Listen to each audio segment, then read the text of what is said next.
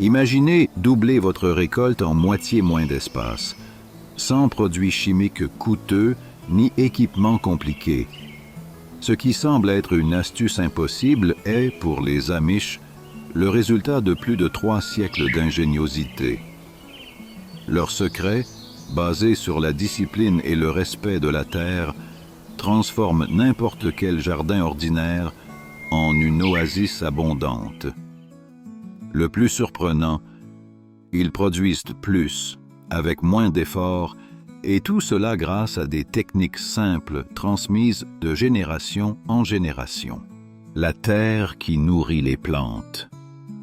Le secret des Amish commence par ce qu'ils appellent la terre vivante.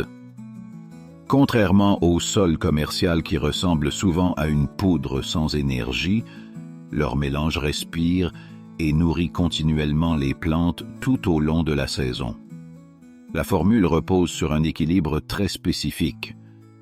Une partie de fumier vieilli qui apporte de l'azote, de la cendre de bois qui augmente le taux de potassium et régule naturellement le pH, et du compost chargé de micro-organismes qui transforment les nutriments en forme facile à absorber pour les racines.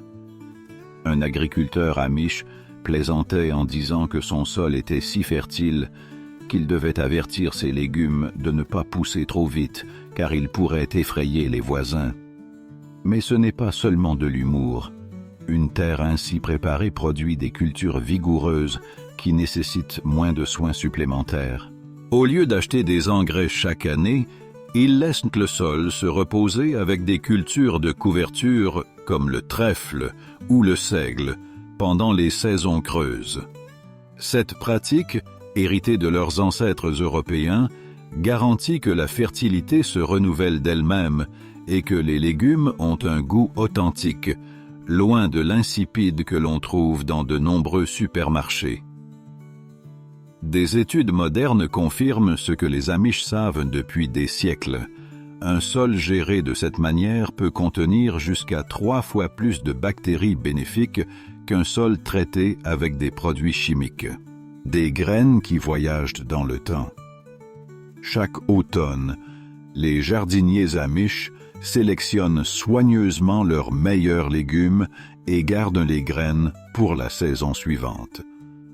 Il ne s'agit pas de graines ordinaires, mais de variétés ancestrales, de véritables trésors de famille qui, dans de nombreux cas, s'adaptent au climat et aux sols locaux depuis plus d'1 siècle. Chaque graine raconte l'histoire de la résilience des générations précédentes. Une variété de tomates qui a survécu à l'hiver rigoureux de 1978, par exemple, transmet cette résistance à ses descendants. Avec le temps, les plantes deviennent plus fortes et mieux adaptées, ce qui représente un avantage immense par rapport aux graines hybrides de magasins qui peuvent te donner de beaux fruits la première année, mais ne se reproduisent pas fidèlement par la suite.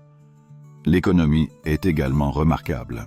Alors qu'un jardinier moyen dépense entre 40 et 60 $ par an en graines, les familles Amish ne dépensent pratiquement rien après leur investissement initial. Leurs graines, à la différence de la porcelaine héritée d'une arrière-tante oubliée, sont des outils vivants qui nourrissent et assurent l'avenir. Le climat écrit dans la nature. Sans téléphone ni application, les Amish lisent les signes de la nature pour décider quand planter. Ils marchent pieds nus dans les champs à l'aube. Si la terre est chaude sous leurs pieds, ils savent que c'est le moment de semer les cultures de saison chaude. Les cycles de la lune marquent leur calendrier. Les racines sont plantées pendant la phase décroissante, lorsque l'énergie s'écoule vers le bas, et les légumes feuillent pendant la phase croissante, lorsque l'énergie monte vers les tiges et les bourgeons. Les oiseaux aussi ont leur mot à dire dans ce calendrier naturel. Lorsque les rouges-gorges commencent à déterrer des vers de terre, cela signifie que la terre est prête pour la germination. Et les bourgeons des érables annoncent la fin des gelées intenses. Grâce à ces indicateurs, ils atteignent une précision qui surpasse souvent les prévisions météorologiques. Les cultures résistantes au froid, comme les pois et les laitues, sont semées tôt pour profiter au maximum de la saison, tandis que celles qui aiment la chaleur attendent que le risque de gelée ait complètement disparu. Des rangs surélevés qui font la différence. Alors que les jardiniers modernes parlent de plates-bandes surélevées, les Amish préfèrent les rangs surélevés. Ceux-ci s'élèvent d'à peine quelques centimètres, entre 3 et 6, au-dessus du sol environnant, mais cette petite hauteur change tout.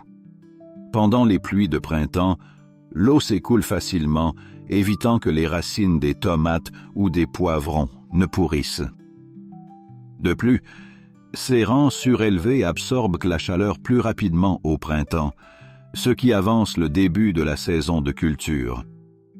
L'avantage n'est pas seulement technique, il est aussi pratique. En marchant dans les sillons entre les rangs, les jardinières ne compactent pas la terre zone où les plantes poussent, ce qui améliore l'aération du sol. Certains disent que ces rangs sont des jardins qui sont allés à l'école des bonnes manières. Et la vérité est qu'ils ne nécessitent guère plus que des outils simples pour être formés. Leur efficacité est si évidente que même de nombreuses fermes commerciales ont adopté des méthodes similaires, bien qu'avec l'aide de tracteurs. Des montagnes de paillis. Une promenade dans un jardin amish révèle un détail curieux. Le sol semble recouvert de petites montagnes dorées de paille, de foin ou de feuilles broyées. Ce paillis a de multiples usages. Il conserve l'humidité en période de sécheresse, réduit jusqu'à 70% le besoin d'arrosage, apporte des nutriments à mesure qu'il se décompose et bloque la lumière pour empêcher les mauvaises herbes de germer. Sous cette couverture fraîche et humide, les vers de terre travaillent jour et nuit, aérant le sol et laissant leur engrais naturel. Le paillis provient également de la ferme elle-même. Foin abîmé, feuilles ramassées dans la forêt ou paille restante des récoltes. Rien n'est gaspillé et tout retourne au cycle productif. 3 sœurs qui prennent soin l'une de l'autre. La technique connue sous le nom de les 3 sœurs est une leçon magistrale de coopération végétale. On plante d'abord le maïs qui pousse droit jusqu'à la hauteur du genou. Ensuite, on sème des haricots autour de ces tiges qui grimpent comme de vivantes lianes. Entre les rangs, on ajoute des courges dont les grandes feuilles couvrent le sol, conservant l'humidité et protégeant des mauvaises herbes. Ce système, hérité des peuples autochtones d'Amérique et adopté par les colons Amish, non seulement optimise l'espace, 3 cultures dans une zone où une seule pousserait normalement, mais il génère aussi un micro-écosystème autosuffisant. Les haricots apportent de l'azote au maïs, les courges éloignent les insectes avec leur arôme fort et ensemble, ils produisent des récoltes abondantes avec très peu d'intrants externes. De la nourriture fraîche en plein hiver. Pour les Amish, l'arrivée de l'hiver ne signifie pas renoncer aux légumes frais. Leur secret réside dans les chats si froids, de petites caisses en bois recouvertes de vieilles fenêtres ou de plastique transparent. Ces serres miniatures simples piègent l'énergie solaire pendant la journée et protègent les plantes du gel la nuit. La température à l'intérieur de ces structures peut dépasser de 20 ou 30 degrés celle de l'extérieur, ce qui permet aux épinards, laitues et choux frisés de continuer à pousser même lorsque tout est couvert de neige dehors. Construire un châssis froid ne nécessite pas de compétences avancées. 4 planches inclinées pour mieux capter le soleil, des charnières pour une ouverture facile et des matériaux recyclés pour la couverture. De nombreux Amish les placent le long de murs orientés au sud, où ils reçoivent le maximum de chaleur pendant l'hiver. Le résultat, ce sont des feuilles plus sucrées, car le froid concentre les sucres. Ainsi, en plein janvier, les familles savourent des salades qui semblent fraîchement sorties du printemps. De la cendre, au lieu de produits chimiques. Ce qui est pour beaucoup des ordures est un trésor pour les Amish. Chaque poêle à bois dans leur maison produit une ressource précieuse, la cendre.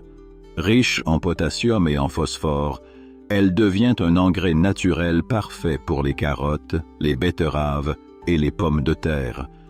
Un agriculteur disait sur un ton humoristique que sa cheminée était une usine à engrais avec le chauffage inclus. La cendre ne se contente pas de nourrir les racines, elle régule également le pH du sol, le rendant plus alcalin, une condition que de nombreux légumes préfèrent. De plus, elle a un avantage supplémentaire. Elle agit comme un bouclier contre les limaces et les escargots, qui évitent de ramper dessus parce que cela endommage leur corps mou. Cependant, les Amish l'utilisent avec modération. Une quantité excessive peut trop modifier le sol et nuire aux plantes qui aiment l'acidité, comme les myrtilles. Leur méthode est d'observer comment les cultures réagissent au lieu de dépenser en analyses de laboratoire coûteuses. Et ils s'assurent toujours que la cendre provienne de bois propre, jamais de matériaux traités ou peints. La cuisine nourrit le jardin. Dans un foyer Amish, rien qui puisse nourrir la terre ne finit à la poubelle. Épluchures de pommes de terre, marcs de café, coquilles d'œufs cassés ou broyés, restes de légumes et même les peaux de bananes font partie d'un rituel. Le compostage.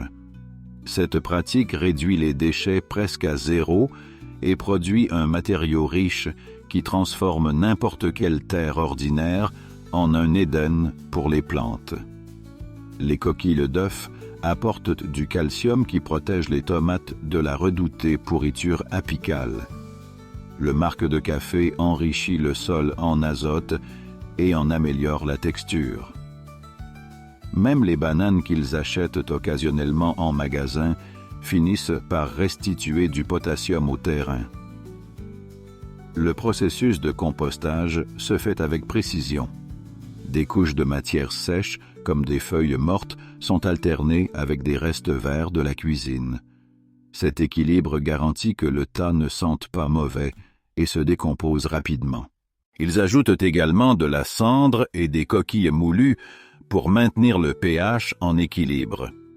Ce que d'autres appelleraient des déchets, pour eux, est de l'or brut qui nourrit les futures récoltes. Le calendrier de la Lune. Beaucoup se moquent de ceux qui sèment en se guidant sur la Lune, mais les Amish défendent avec fierté une tradition qu'ils ont héritée de leurs grands-parents européens. Selon eux, la phase décroissante favorise la croissance des racines comme les carottes, les radis et les betteraves, tandis que la phase croissante stimule les légumes-feuilles comme la laitue et les épinards. La science moderne donne des résultats mitigés sur l'efficacité de cette méthode, mais ce qui est certain, c'est que les récoltes Amish sont la preuve vivante que quelque chose fonctionne. L'explication pourrait résider dans l'effet gravitationnel de la Lune sur l'eau, similaire au mouvement des marées. Si cela influence les océans, pourquoi pas le flux de sève à l'intérieur d'une plante? Au-delà de l'explication scientifique, ce qui ressort est la discipline que cette méthode impose. Ils ne sèment pas au hasard, mais planifient chaque tâche à l'avance, en coordonnant les phases lunaires avec la météo et l'état du sol. Les résultats, des jardins ordonnés, des calendriers clairs et des paniers de récolte débordants. L'ail comme gardien silencieux. L'une des astuces les plus ingénieuses est d'entourer les plates-bandes de rangées d'ail. Ce bulbe, célèbre pour son arôme pénétrant, agit comme un mur invisible contre les parasites. Les composés soufrés qu'il dégage confondent les insectes comme les pucerons ou les vers du chou et dissuadent même les lapins affamés. L'avantage est double. Il protège les cultures et, à la fin de la saison, il offre une récolte d'ail sain. Plantés à l'automne, les gousses développent des racines fermes avant l'hiver et germent tôt au printemps. Ils ne nécessitent presque pas de soins et, de fait, le froid renforce leur croissance. De nombreux jardiniers modernes investissent dans des pesticides coûteux, tandis que les Amish se fient simplement à une ressource naturelle qui, de plus, enrichit leur cuisine. Des poules qui travaillent en la terre. Avant de semer, de nombreuses familles lâchent leurs poules dans la zone destinée au jardin. Pour elles, ce n'est pas un travail, mais un plaisir. Elles grattent, picorent et remuent la terre avec enthousiasme. Sans le savoir, elles aèrent le sol, éliminent les graines de mauvaises herbes et dévorent les larves d'insectes qui pourraient devenir des parasites. Ce qu'elles laissent derrière elles est tout aussi précieux. Leur fumier, riche en azote, phosphore et potassium, des nutriments essentiels à la croissance végétale. Contrairement aux machines, ces travailleuses infatigables ne touchent pas de salaire, ne demandent jamais de vacances et transforment même les parasites en leur festin préféré. Toutefois, les Amish contrôlent soigneusement leur présence. Ils utilisent des clôtures mobiles pour éviter que les oiseaux ne ravagent les graines nouvellement semées ou ne surchargent le sol en nutriments. Après quelques semaines d'activité, le terrain est prêt à recevoir les cultures. Des récoltes doublent dans le même espace. L'une des stratégies les plus brillantes des Amish est l'échelonnement des semis. Au lieu de tout planter en même temps, ils répartissent les dates pour avoir une production continue. Par exemple, toutes les 2 semaines, ils sèment de la laitue du printemps à l'été, garantissant des feuilles fraîches sans interruption. De plus, ils combinent des cultures rapides avec d'autres plus lentes. Les radis, qui mûrissent rapidement, occupent les espaces entre les légumes qui mettent plus de temps à se développer. Les pois précoces terminent leur cycle au milieu de l'été, laissant de la place pour semer des haricots tardifs au même endroit. Cette pratique, connue sous le nom de semis successifs, peut tripler la production dans un espace réduit. Bien sûr, cela demande une planification et des enregistrements détaillés, mais les Amish ont de simples carnets où ils notent ce qui a le mieux fonctionné chaque année.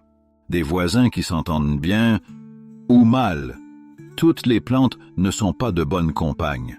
Les Amish ont appris, à force d'observation, lesquelles se renforcent mutuellement et lesquelles il vaut mieux garder séparées. Un classique est la tomate avec le basilic.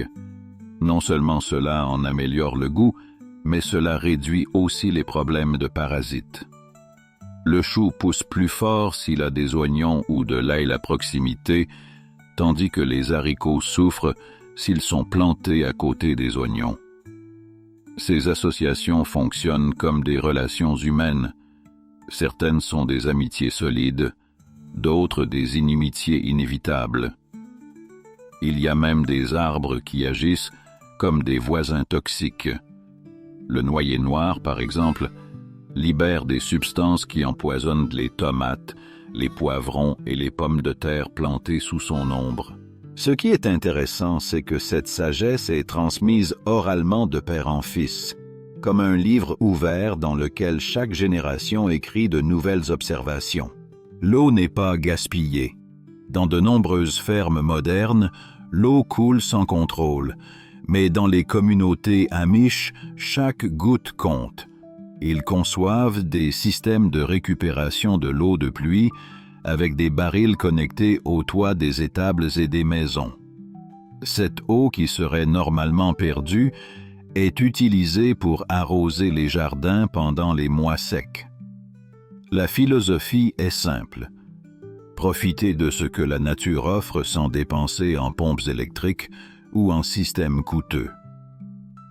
Avec des tuyaux connectés à ces réservoirs, ils arrosent doucement et constamment, évitant le choc que produit l'eau glacée des puits profonds. De plus, comme l'eau de pluie ne contient ni chlore ni produits chimiques, les plantes répondent par un vert plus intense. Même en été, lorsque la sécheresse menace, leurs jardins ressemblent à des oasis verts.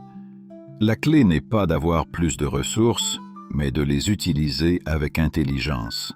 Le paillage qui change tout.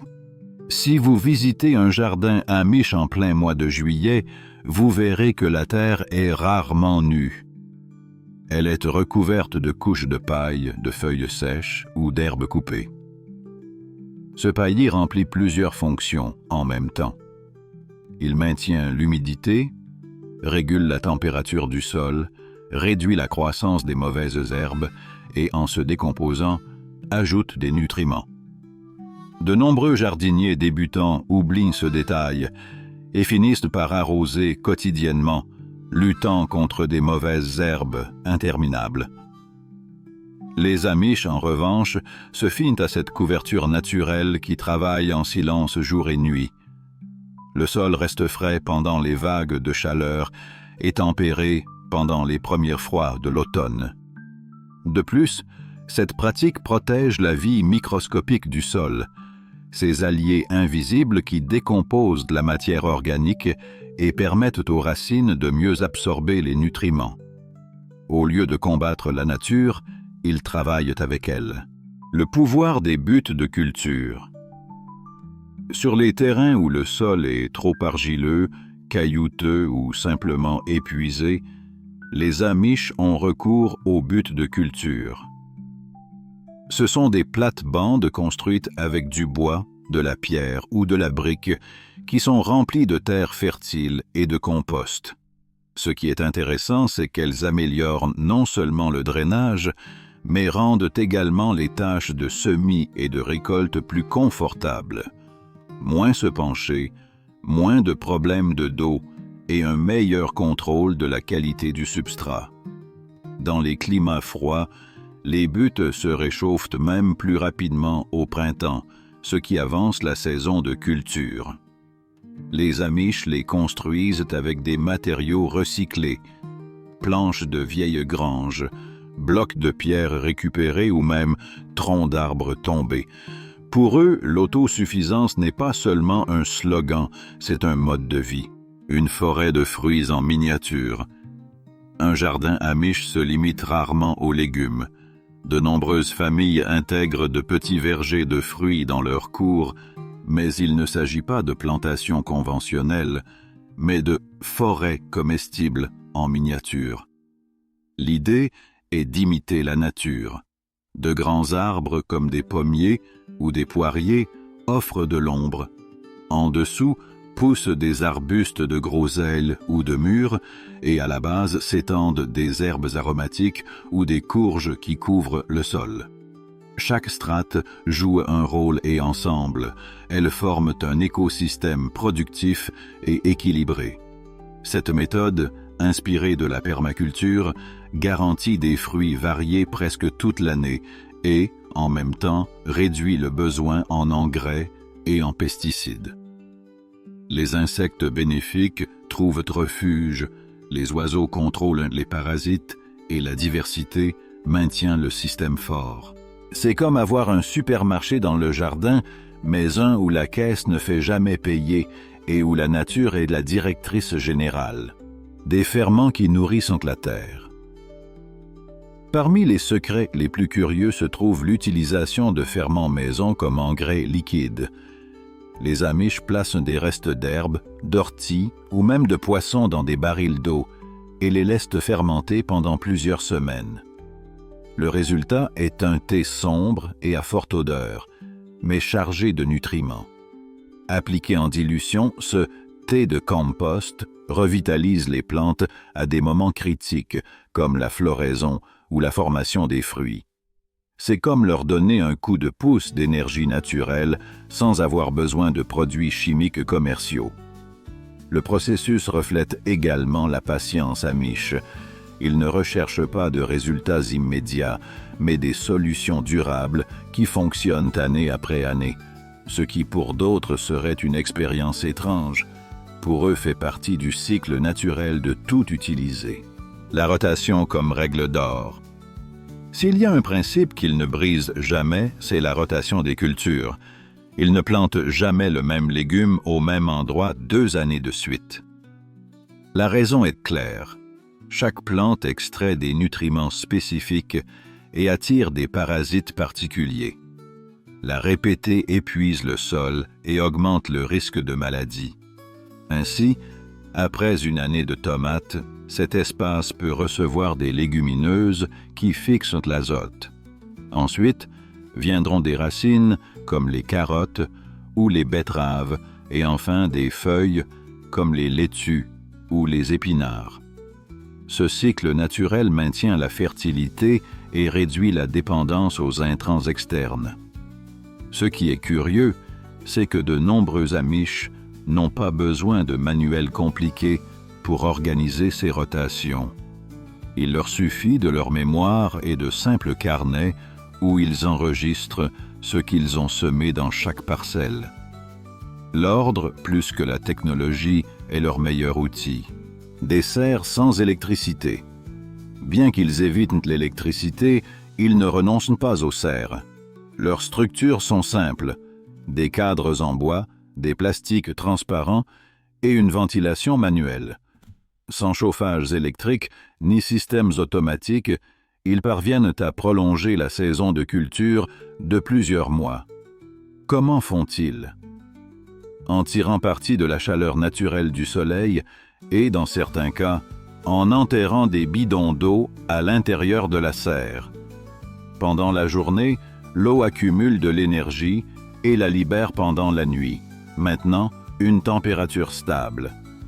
Cette astuce ingénieuse, économique et écologique permet de récolter des concombres ou des tomates beaucoup plus tôt que dans les jardins en plein air. Encore une fois, il s'agit de comprendre la nature et de travailler avec elle, pas contre elle. Les abeilles comme alliés invisibles. Aucun jardin amish ne serait complet sans abeilles.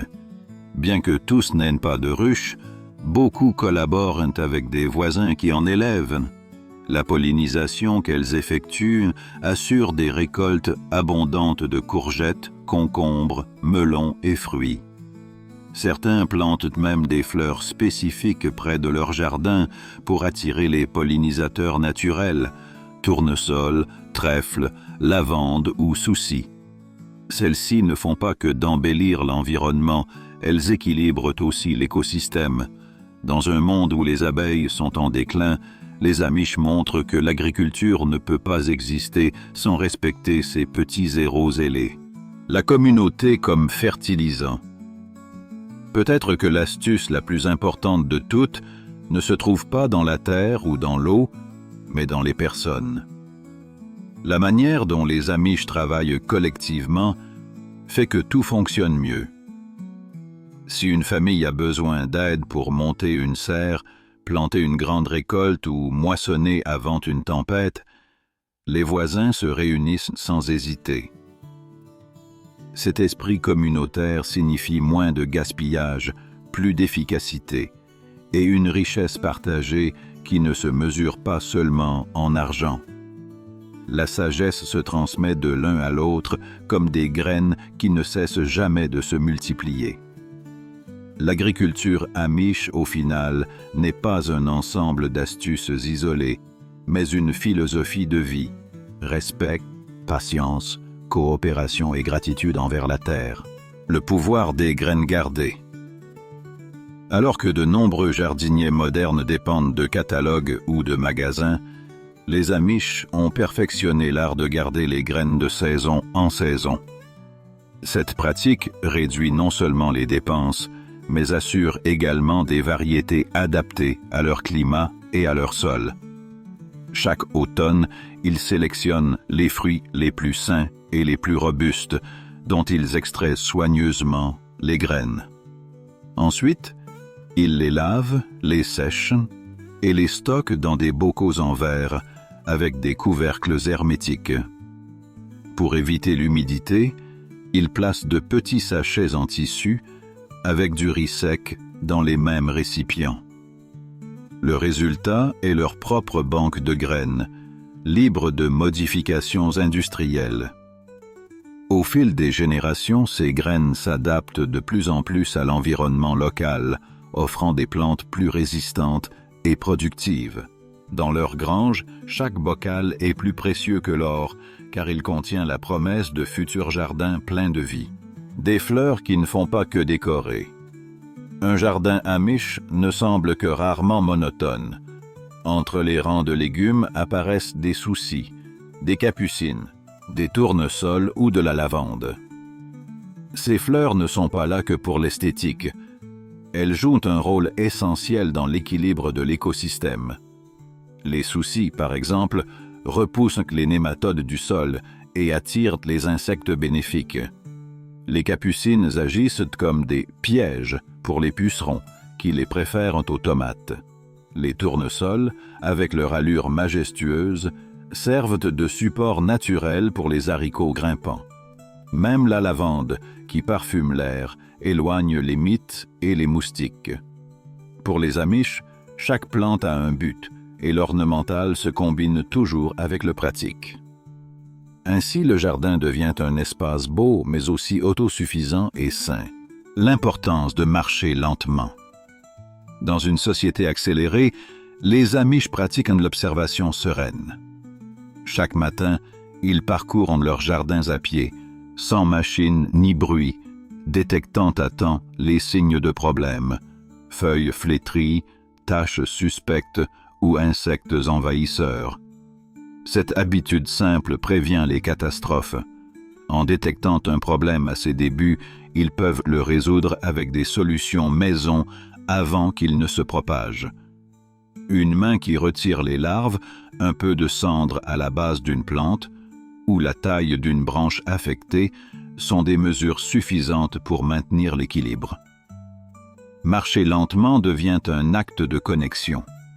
Ils ne prennent pas seulement soin de leurs plantes, ils réduisent aussi leur stress et renforcent leur lien avec la terre. Ce que d'autres verraient comme une perte de temps, ils le considèrent comme un rituel de sagesse. Des herbes qui soignent les plantes, les mêmes remèdes naturels qu'ils utilisent pour la santé humaine, s'appliquent aussi au jardin. Les infusions d'ail, les extraits d'ortie ou le thé de camomille deviennent des pesticides et des fongicides maison. L'ail écrasé mélangé à de l'eau et à quelques gouttes de savon naturel repousse les pucerons et les acariens. L'ortie fermentée agit comme un engrais liquide et un renfort immunitaire pour les plantes. Le thé de camomille, qui calme l'estomac humain, protège les plantules contre les champignons qui attaquent souvent dans leurs premières semaines de vie. Ces recettes ne contaminent pas le sol et n'affectent pas la santé des animaux.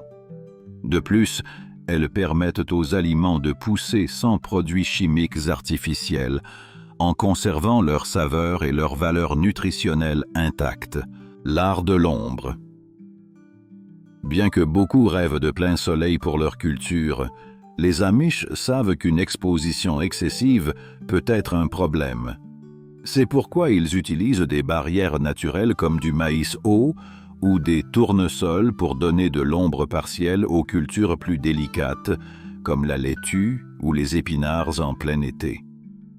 Ils placent également des structures simples avec des branches et des tissus légers pour protéger les plantules nouvellement transplantées.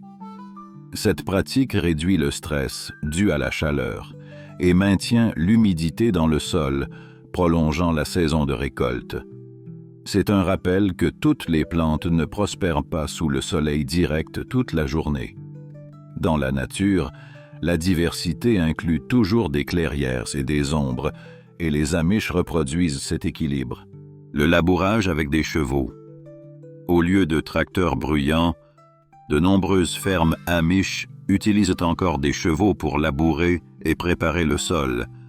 Bien que certains considèrent cela comme dépassé, cette technique présente des avantages. Les chevaux compactent moins la terre, ce qui favorise l'aération et la santé des racines. De plus, leur fumier enrichit le sol en même temps qu'ils travaillent. Et le plus important, en ne dépendant pas de combustibles fossiles, le processus est durable et économique.